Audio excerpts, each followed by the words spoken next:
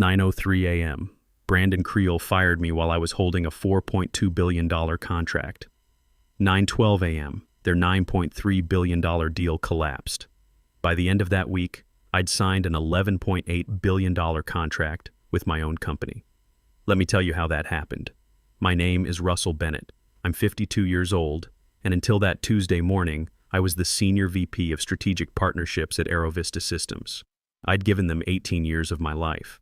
The coffee on the conference table was still hot when it happened. I'd just poured it 2 minutes earlier. The $4.2 billion military logistics contract sat in front of me, nearly complete, 94% done. Every signature in place except ours. Just needed my final authorization token to make it official. I remember thinking this would be a good day. Then Brandon walked in, didn't sit down, didn't wait for the 6 other people in the room to finish their status updates, just stood there in his tailored Navy suit and said it. "We're letting you go, Russell, effective immediately." For half a second, I thought he was joking. For half a second, I still believed the last 18 years meant something. Nobody in the room looked at me. Not Aaron from compliance, not Teresa, who'd worked alongside me for 15 years. Just silence, and people suddenly very interested in their laptops. I started to respond, but Brandon raised his hand like I was interrupting something already decided. "We need leadership that aligns with our vision," he said, eyes fixed on the wall screen behind me. "Velocity, adaptability, less legacy thinking holding us back." Legacy thinking. That's what 18 years of building their contract infrastructure had become. I'd survived 3 CEOs at this company, lived through a hostile takeover attempt in 2019, personally stopped a Russian cyber attack in 2021 that tried to forge my signature on a $1.2 billion F-35 parts contract. I built the digital authentication system they still used every single day. And Brandon, he'd been here 18 months, arrived as chief digital officer because his uncle Charles sat on the board. He was 29 years old with an MBA from Stanford and 0 actual field experience. He loved buzzwords, AI, disruption, agile frameworks. The board ate it up. He wanted credit. I wanted work done right. He wanted to impress investors with big announcements. I wanted to protect the systems that kept us solvent. He wanted my position, but he didn't understand what came with it. Brandon stepped around the table and pulled the contract documents from in front of me. His fingers left prints on the cover page. "We'll handle it from here," he said, flashing that smile he used in board presentations. "The $9.3 billion defense AI deal goes live today. Should make the quarter look exceptional." I didn't say anything. Didn't tell him that without my authorization token, that $9.3 billion deal had exactly 9 minutes before it automatically voided itself. Let me explain something. 3 years ago, after those Russian hackers tried to forge my signature on the F-35 contract, I rebuilt our entire authentication system from the ground up, spent 7 weeks on it. I called it the Sentinel Protocol. Every contract over $1 billion required a biometric encrypted token synced with DoD NIST 800-171 compliance standards. The token had to match the original project architect, my token for any contract I originated. If that token wasn't verified within 9 minutes of contract execution, the system would auto-void. No alerts, no warnings, just a quiet shutdown and a permanent flag sent to all parties. It was designed that way for security, to prevent exactly what almost destroyed us in 2021. I'd presented the Sentinel Protocol to the board 4 years ago, right after the attack. Charles Creel himself had signed off on it, the same Charles who later brought in his nephew Brandon. Brandon had sat in on the final approval meeting, skimmed the first 2 pages and said, "If it makes us look more secure to investors, approved." He never read how it actually worked. Never bothered to understand the technical architecture. Never asked what would happen if the original token holder left the company. So when Brandon took those contract documents from my hands at 9:03 a.m., he'd just started a countdown he didn't even know existed. I stood up, didn't say goodbye. The hallway was empty as I walked out. My footsteps echoed on the tile. The elevator dinged too loud in the silence. As the doors closed, I thought about my father, Arthur Bennett. He worked 30 years at a GM plant in Detroit. Machinist. Good with his hands, could fix anything they put in front of him. Then 2008 hit and the economy collapsed. The plant closed 6 months later. Automation, they said. Cheaper to use robots than pay union wages. He was 54 when they let him go. Same age I am now, give or take. He spent the next 3 years looking for work, sent out 200 applications, got 4 interviews, no offers, died of a heart attack in 2011, still unemployed. I've always believed it wasn't his heart that killed him. It was the feeling of being replaceable. He used to tell me when I was young, "Russ, you make sure you're the guy they can't replace. Be so damn good at what you do that losing you would be stupid." I'd believe that. For 18 years, I'd believe that. I started at AeroVista when I was 34, right after my Navy discharge. I'd done 8 years on nuclear submarines, learned systems, learned precision, learned that details matter when you're 400 feet underwater and one mistake kills everyone. I got my engineering degree at community college while working security at night. Nobody handed me anything. I worked up from contract coordinator to regional partnerships to international compliance to senior VP. Built relationships with generals and defense contractors across 4 continents. Learned which protocols actually kept us safe and which ones were just paperwork theater. That $4.2 billion contract I'd been holding when Brandon fired me, the completion bonus from that was going to fund something I'd been planning for 2 years, the Arthur Bennett Initiative. Scholarships for kids whose fathers lost their jobs to automation. First-generation engineering students. Trade schools. Technical programs. Real paths forward. I wanted my father's name to mean something. I wanted those kids to have what he never got. A second chance. Last year, Access Global tried to recruit me. Competitor firm, twice my salary, full autonomy, unlimited resources. I turned them down. Loyalty still means something, I told their recruiter. Turns out loyalty was a one-way protocol. They could terminate the handshake anytime they wanted. The elevator opened to the lobby. Security guard glanced up, saw my badge, nodded. I walked outside into the cool morning air. They thought I was finished. Obsolete. A relic from the fax machine era. What they didn't know was that I'd just walked out holding the only key that could save their $9.3 billion deal. And I had absolutely no intention of using it. I sat in my car in the parking lot across the street from AeroVista's headquarters. Engine off. Hands on the steering wheel. 9:06 a.m. 3 minutes since they'd fired me. My phone was already lighting up. Missed calls, text messages. I ignored all of it. From the glove compartment, I pulled out a small encrypted flash drive. Matte black, fingerprint protected. I'd kept it there for situations exactly like this.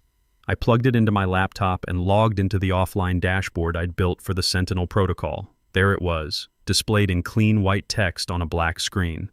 Token mismatch detected. Protocol countdown active. Time remaining, 6 minutes. That's all the time AeroVista had to figure out what was happening and stop it. Except they couldn't stop it, not without me. I could stop it, though. One call to Bridget, our head of legal, and she could flag the system, override the auto void temporarily, restore my access. I'd built that failsafe into the protocol for emergencies. My thumb hovered over her name and my contacts. Then my iPad buzzed on the passenger seat. New email. Subject line, transition strategy, internal eyes only. Sender, Brandon Creel. It was addressed to the executive team. And somehow, probably because of an old distribution list that nobody had bothered to update, it had been CC'd to me. I opened it. The email was mostly corporate speak, restructuring initiatives, optimization pathways, stakeholder alignment. My name wasn't mentioned once in the first 4 paragraphs. Then I got to the bottom. No concerns about the contract transition. The old man was just keeping the seat warm anyway. Time to actually innovate instead of hiding behind protocols that were really just job security theater. Morgan's generation built companies with fax machines. We're building with AI. I read it twice, just to make sure I wasn't misunderstanding. The old man, job security theater, Morgan's generation, 18 years, 3 CEOs, multiple international deployments. I'd built the authentication system that kept their contracts secure from foreign interference. I'd personally intercepted a Russian cyber attack that would have cost them everything. I'd trained half the engineers in that building. Job security theater. My thumb moved away from Bridget's name. I checked the countdown. 5:18 remaining. Let me tell you something about the Navy. When you're on a nuclear submarine, they teach you to plan for every failure mode. Every system has a backup. Every backup has a backup to the backup. You don't leave anything to chance because when you're 400 feet underwater, A single mistake kills 140 people. I'd applied that same philosophy to the Sentinel protocol. I didn't build it as a weapon. I built it as a safeguard. Because 3 years ago, someone had almost destroyed this company by forging a signature, and I'd made damn sure it would never happen again. The protocol was elegant in its simplicity. If the original architect's biometric token isn't verified within 9 minutes of contract execution, the system voids the contract automatically and flags it permanently across all international databases. No alerts, no warnings, just a quiet, irreversible shutdown. Brandon had approved it himself 4 years ago, sat in the meeting, barely looked at the technical documentation and said, "Whatever makes the board happy." Now he was about to learn what happens when you sign off on systems you don't understand. 4:42 remaining. My phone rang. Unknown number. I let it go to voicemail. 30 seconds later, a text from Teresa. "Russell, they're looking for you. Something's wrong with the AI contract. Brandon is freaking out. System won't accept his authorization. Please call me." I didn't respond. Another text came through, this one from Owen Fletcher. Owen ran IT security, ex-Marine, served around the same time I was in the Navy. Different branch, but you recognize your own. 2 months ago, he'd been the one who caught Brandon trying to cover up a $740 million vendor delay by blaming my team. Owen had quietly sent me the server logs that proved Brandon had manually overridden our approval workflows. Owen's text was brief. System rejecting all signature authorizations. Brandon attempting manual override. Not working. Logs recording everything. You good? I typed back, "I'm fine. Let it run." 3 dots appeared. Then, "Copy that." 3:51 remaining. I could picture what was happening on the 22nd floor right now. Brandon standing at the head of the conference table, probably red-faced, yelling at AT to fix it. Someone from legal pulling up the contract metadata, trying to figure out why the authentication handshake wasn't completing. Eventually, someone would find the Sentinel protocol documentation buried in the security archives. Then they'd understand. The only person who could authorize that $9.3 billion contract was sitting in a parking lot across the street, watching the countdown tick down. My phone rang again. Bridget from legal. I answered. "Russell, thank God, we have a major situation. The defense AI contract won't authenticate. The system says your token is required, but you're no longer..." She stopped. "Can you come back, just for the authorization? We can sort out everything else later, but right now we need..." "No." Silence on her end. I could hear voices in the background. Someone was shouting, "Russell, this is a $9.3 billion contract. If it voids, the company's stock will..." "I understand the implications, Bridget. Then why won't you..." "Check your email. Brandon sent something out this morning. You're on the distribution list." I heard typing, then a long pause. When she spoke again, her voice was different, quieter. "Oh, yeah. Russell, I didn't know he was planning to..." "It's not your fault. What do you want me to tell them?" I looked at the countdown. 2:19 remaining. "Tell them the system is working exactly as designed. Tell them I built the Sentinel protocol to prevent unauthorized contract execution. And tell them that when you fire the person whose authorization token the system requires, you don't get to keep the contract. Russell, they're going to lose everything. The stock price, the partnerships, the..." "No," I said. "They're going to learn something. There's a difference." 1:47 remaining. "I have to go, Bridget." "Russell, please." I hung up. My phone buzzed immediately. Text from Owen. "Brandon just screamed at IT director that he'll fire everyone if they don't override the system. IT director told him that's not how cryptographic authentication works. Brandon threw a laptop." Then another text. "Security footage capturing everything. Thought you'd want to know." 1:04 remaining. I opened my laptop and pulled up a separate window. Bloomberg Terminal. AeroVista's stock ticker. Aero. Market hadn't opened yet, but pre-market trading was active.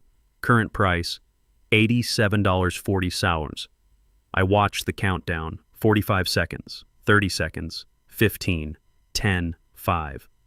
The screen flashed white, then displayed a single line of text. Contract invalidated. Signature token mismatch. Global execution revoked. permanent flag transmitted to all parties. 9:12 a.m., exactly 9 minutes after Brandon Creel fired me, their $9.3 billion contract disappeared. I closed the laptop and started the car. Time to see what happened next. I drove to a diner about 10 miles away, ordered coffee and sat by the window. My phone was going insane. 17 missed calls in 20 minutes. I turned off all notifications except texts from Owen. At 9:38 a.m., I got an email from an address I didn't recognize. European domain. Subject line, regarding recent developments. The sender was Matthias Kruger, Strategic Director at Euro Defense Systems, the international partner on the $9.3 billion AI contract that had just voided. I opened it. Mr. Bennett, we have been informed that AeroVista's authentication system has experienced a critical failure. Due to signature verification protocol violations, we are formally withdrawing from all negotiations with AeroVista systems effective immediately. However, we understand you are the architect of both the authentication protocol and the original project specifications. We would very much like to discuss an alternative arrangement. Direct engagement. Please call at your earliest convenience. There was a phone number. Swiss country code. I stared at it for a minute. Then I pulled up something I'd registered 6 months ago. A simple LLC filed in Delaware. Bennett Defense Solutions. I'd done it quietly, just as insurance. Not because I was planning to leave AeroVista, but because after 18 years in defense contracting, you learn to have contingencies. I'd secured the necessary development licenses, set up the corporate structure, filed for key DoD certifications, all of it sitting dormant, waiting. I called the number. Matthias answered on the second ring. Slight accent, Swiss-German maybe. Mr. Bennett, thank you for calling so promptly. You've been watching me. We've been watching your work, he corrected, for quite some time. We knew the authentication system at AeroVista was worth more than the company housing it. We were simply waiting to see if you would choose to act independently. And now? Now we would like to offer you a contract, direct engagement with Bennett Defense Solutions, the autonomous drone defense system we were developing with AeroVista. Full project authority, complete autonomy. Starting value $11.8 billion over 7 years. This includes the AI system integration, maintenance protocols, and most importantly, your Sentinel authentication architecture. You lead everything. All contracts route through your company. I didn't say anything right away. Through the diner window, I could see a delivery truck pulling into the AeroVista complex. The driver had no idea what was happening inside that building right now. Mr. Bennett? Send me the documentation, I'll review it. You'll have it within the hour. We've been preparing this for 4 months. I hung up and sat back. My coffee had gone cold. My phone buzzed. Owen. Russ, you need to see this. Emergency board meeting started at 9:45. Someone's recording it. Audio is leaking internally. He paused. It's bad. How bad? Brandon tried to blame it for system sabotage. Then they pulled up the server logs. All 47 of his manual override attempts, time-stamped, digitally signed with his executive credentials. After you were already terminated, Charles asked him to explain. He couldn't. I took a breath. And? Brandon's been suspended pending SEC investigation. Charles is trying to contain it, but the logs are already with legal. And someone leaked them to Bloomberg. Not you? Not me. But I'm not looking too hard for who did. I checked my laptop. Bloomberg terminal. Market had opened at 9:30 a.m. Eastern. AeroVista's pre-market price, $87.40. Current price at 10:15 a.m., $74.20. Down $13.20. That's 15% in 45 minutes. Oh, and what's the internal mood? Panic. Half the executive team is in damage control meetings. Engineering is confused. Nobody knows what happened yet, but everyone knows it's catastrophic. Teresa's been asking about you. Tell her I'm okay. Will do. And Russ, that protocol you built. It did exactly what it was supposed to do. Saved us from something worse down the line. That was always the point. I hung up and watched the stock price. By 10:45 a.m., it hit $70.15, down 20%. By 11:30 a.m., it dropped to $68.15, down 22%. Trading got halted twice for volatility. At 480 million shares outstanding, that was roughly 9.2 billion in market cap evaporated in 2 hours. Almost exactly the value of the contract they'd just lost. My laptop pinged. Email from Matthias. The documentation from Eurodefense was already there. I read through it carefully. All 47 pages, every clause, every signature requirement, every technical specification, every liability protection. It was clean, professional, comprehensive, and it was mine. The contract included a $3.2 million signing bonus, payable upon execution. I sat there for a long time, thinking about my father, about the Arthur Bennett Initiative, about 25 kids who needed scholarships, about proving that experience isn't obsolete just because some kid with an MBA says it is. Then I did something I hadn't done in 18 years. I put myself first. At 2:47 p.m., my phone rang. Charles Creel, the CEO, Brandon's uncle. I answered. Russell, we need to talk. About what? About coming back. We clearly made a significant error this morning. Brandon acted without full board consultation. We'd like to reinstate you immediately. Full title restoration, enhanced compensation package, and we can discuss. No. Pause. Excuse me? I'm not coming back, Charles. Russell, be reasonable. We can work through this. The defense contract can be renegotiated if you'll just authorize. That contract is gone. Eurodefense withdrew at 9:40 this morning. It's over. Longer pause. I could hear him breathing. But if you would simply reauthorize your token, we could approach them again, explain that it was a personnel transition error. I'm not authorizing anything for AeroVista. I'm done with that company. Then what exactly are you planning to do? I'm going to build something better. Something that doesn't confuse loyalty with stupidity. I hung up. Within 30 seconds, my phone rang again. I didn't recognize the number, but it had a 202 area code, Washington, D.C. I answered. Mr. Bennett, this is Colonel Thomas Ward. We worked together on the 2019 logistics framework. I just heard what happened at AeroVista. I remembered him. Air Force, retired now, but still consulting for DoD procurement. We'd spent 6 months building supply chain protocols together. Colonel Ward, it's been a while. Russ, I'm going to be direct. That kid Brandon called me this morning, tried to get me to authorize an emergency contract extension. Told me you'd left unexpectedly, and there was a technical transition issue. I told him I don't authorize anything without talking to the technical lead first. That's you. What did he say? He said you were no longer with the company, and he'd taken over your responsibilities. I told him that's interesting because last I checked, you were the only person in that organization who actually understood DoD compliance architecture. Then I hung up. Russ, what the hell is going on over there? I smiled for the first time that day. Nothing I need to worry about anymore, Colonel. Good, because I'm about to send you a consulting request.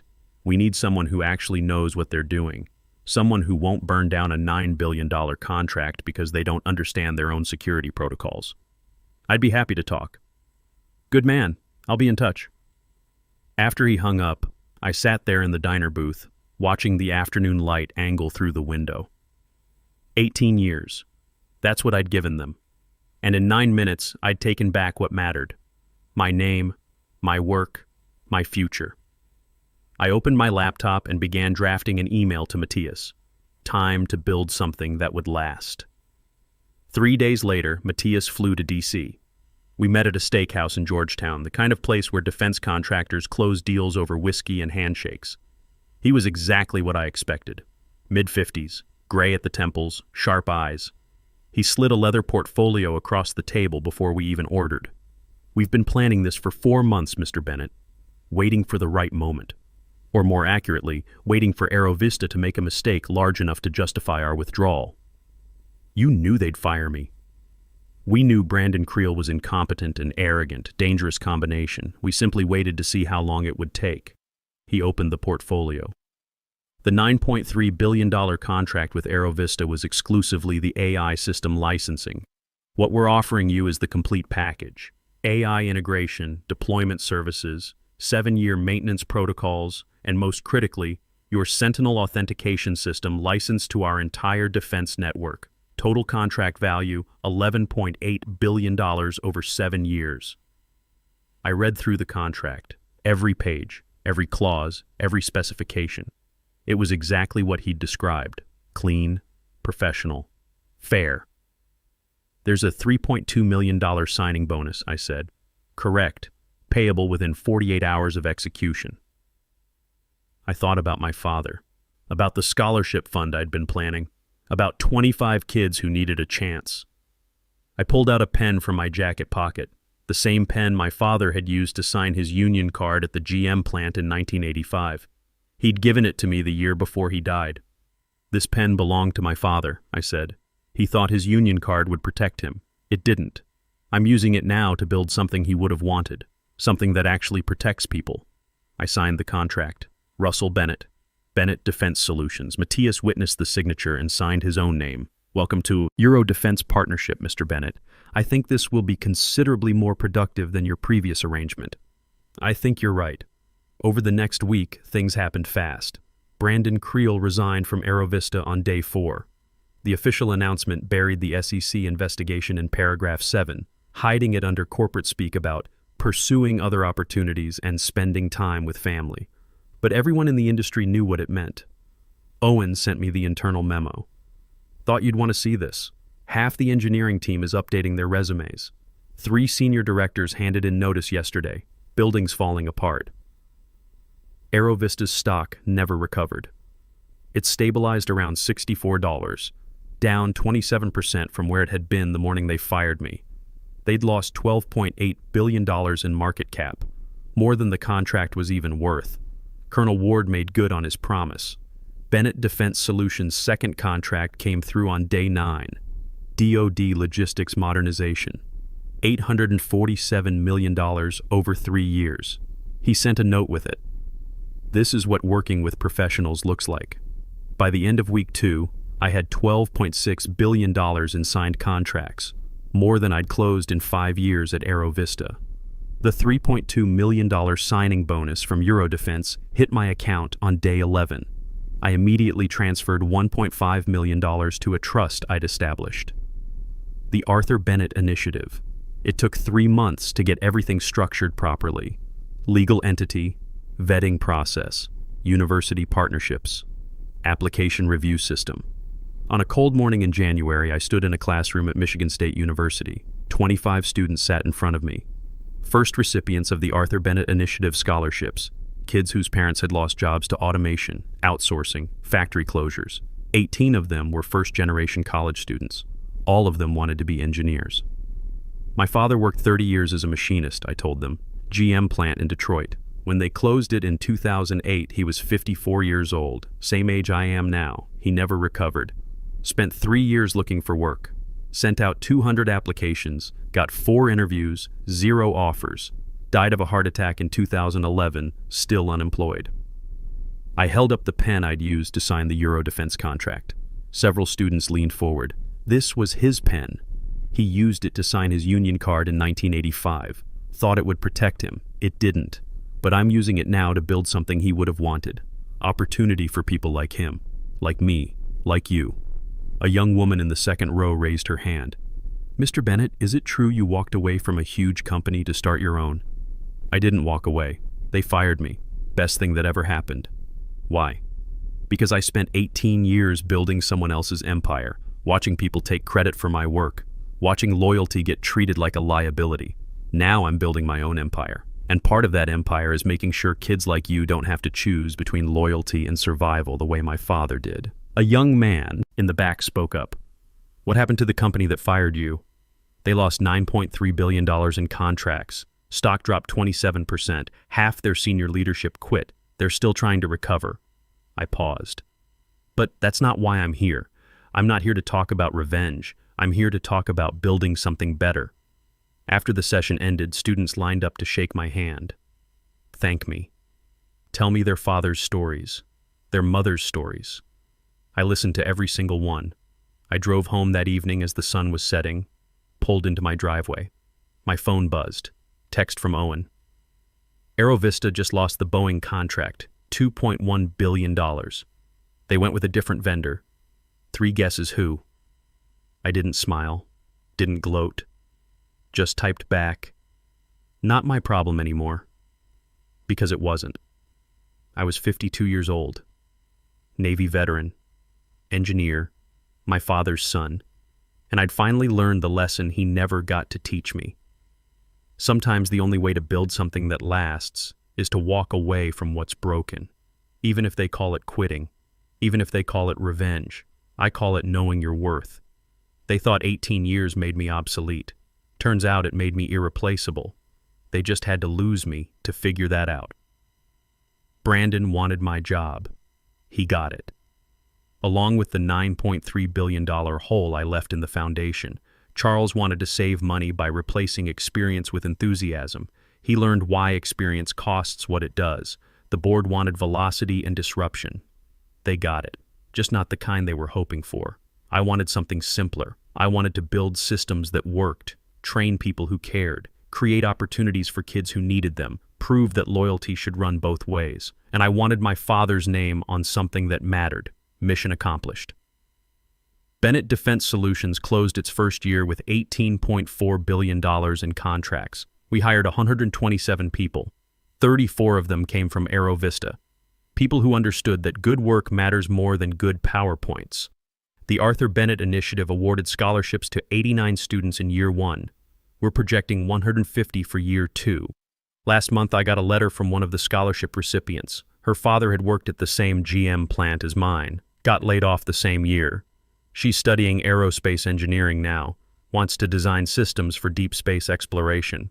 She thanked me for the scholarship, said it changed her life. I wrote her back, told her she earned it, told her to make her father proud, told her that's what I was trying to do too. Some people ask if I regret not saving AeroVista's contract that morning, if I feel bad about what happened. Here's what I tell them. I didn't destroy anything. I just stopped holding it up. For 18 years, I was the foundation they built on. When they decided the foundation was obsolete, the building fell. That's not revenge. That's physics. And sometimes the best thing you can do is let gravity do its work, then build something better on solid ground.